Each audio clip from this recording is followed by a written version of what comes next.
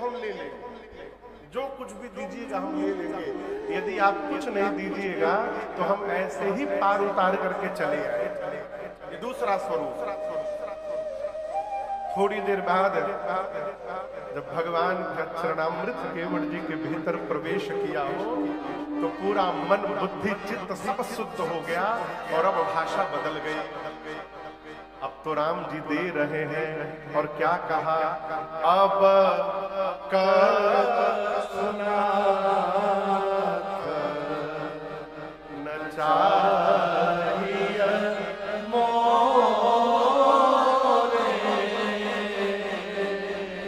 दीना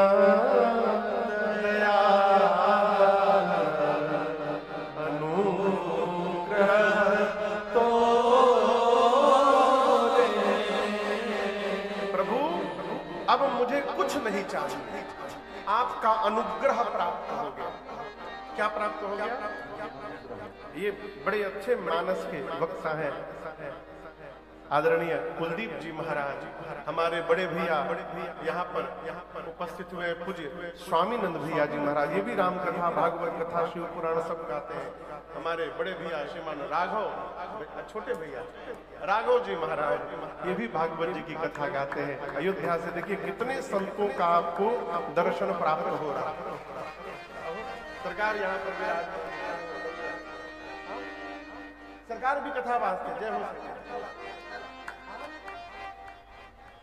स्वामी विनयानंद जी महाराज यहाँ पर कृपा के दंडवत। परानोपुर की धरती में कुंभ लग गया है,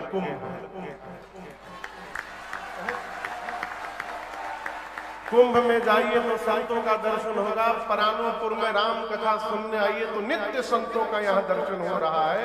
ये भगवत कृपा है।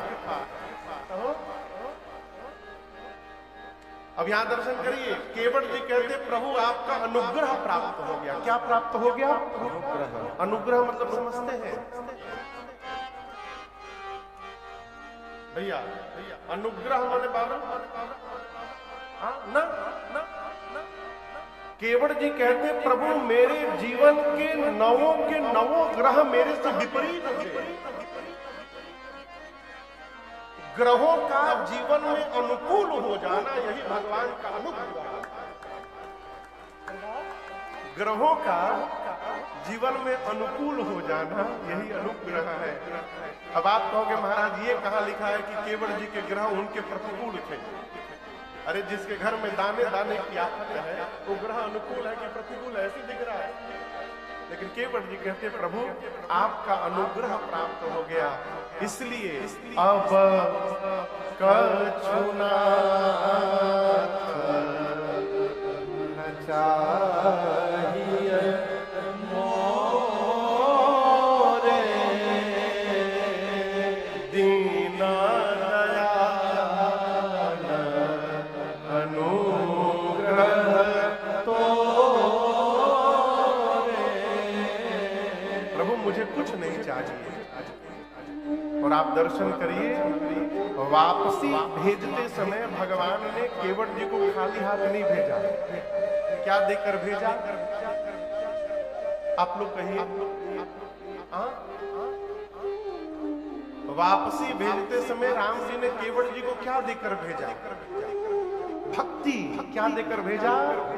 विदा की न करुणा यतन भगत विमल भरत। ये प्रसंग कहता है कि भगवान की सेवा करके जब हम भी जीवन में भगवान से कुछ नहीं चाहेंगे तब जाकर भगवान की भक्ति हमको आपको प्राप्त हो। ऐसे भक्ति मिलने वाली नहीं है। आपके हाथ में चाहिए तो जगत का सामान ले लीजिए और चाहिए तो भगवान की भक्ति प्राप्त कर लीजिए। केवट जी को भगवान ने विदा किया। कल की कथा में प्रभु तीर्थराज प्रयाग में विश्राम किए। प्रातः काल श्री भरद्वाज से विदा लेकर राम जी चले और चलते चलते देखत बन सरल सैल सुहाए, देखत बन सरल सैल सुहाए।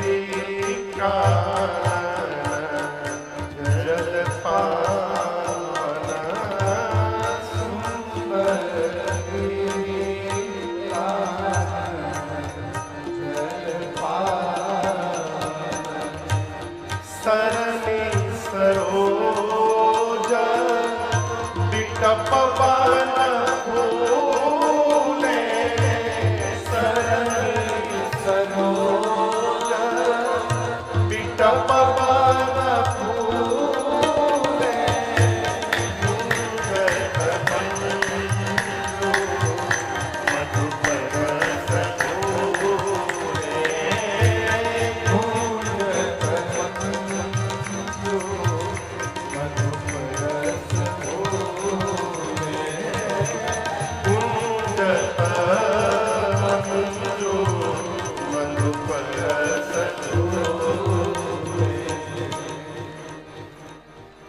गोस्वामी जी कहते हैं राम जी, मैया और भैया लक्ष्मण वन प्रदेश सरोवरों को, पर्वतों को देखते देखते श्री वाल्मीकि ऋषि जी के आश्रम पर पहुंचे।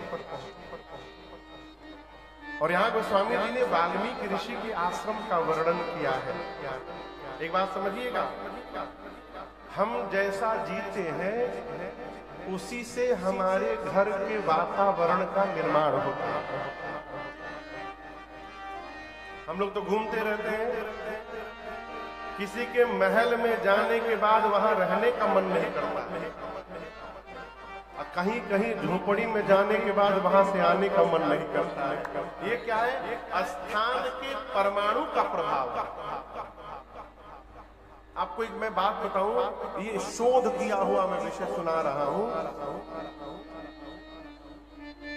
कोई भी व्यक्ति यदि किसी फल का वृक्ष पौधा लगावे तो व्यक्ति के जीवन का प्रभाव उस वृक्ष में भी दिखाई पड़ता है। शोध निकला, दुष्ट व्यक्ति के द्वारा लगाए हुए पौधे से मीठा फल निकल ही नहीं सकता।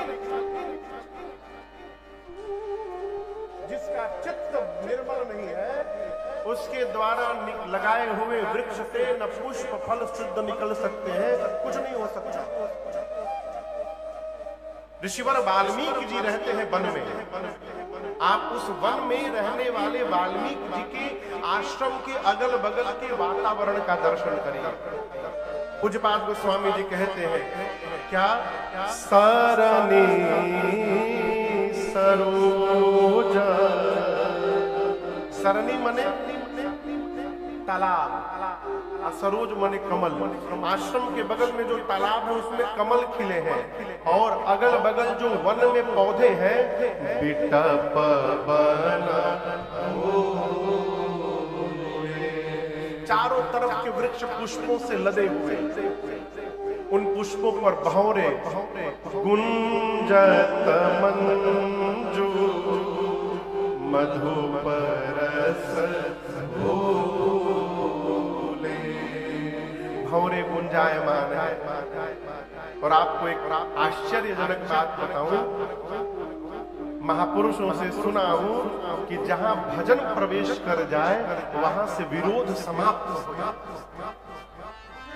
आपको उदाहरण दे रहा हूं, भगवान शंकर का परिवार दर्शन करिए। जितना विरोधाभास इस परिवार के भीतर है धरती पर किसी परिवार में नहीं। आपको दर्शन करिए, भगवान शंकर के गले में क्या रहते हैं? जोर से कहिए। कार्तिकेय भगवान मोर पे चलते हैं। अब सोचिए, एक ही घर में मोर और सांप आमने सामने बैठा है, लेकिन मोर सर्प को स्पर्श नहीं कर रहा। गणेश जी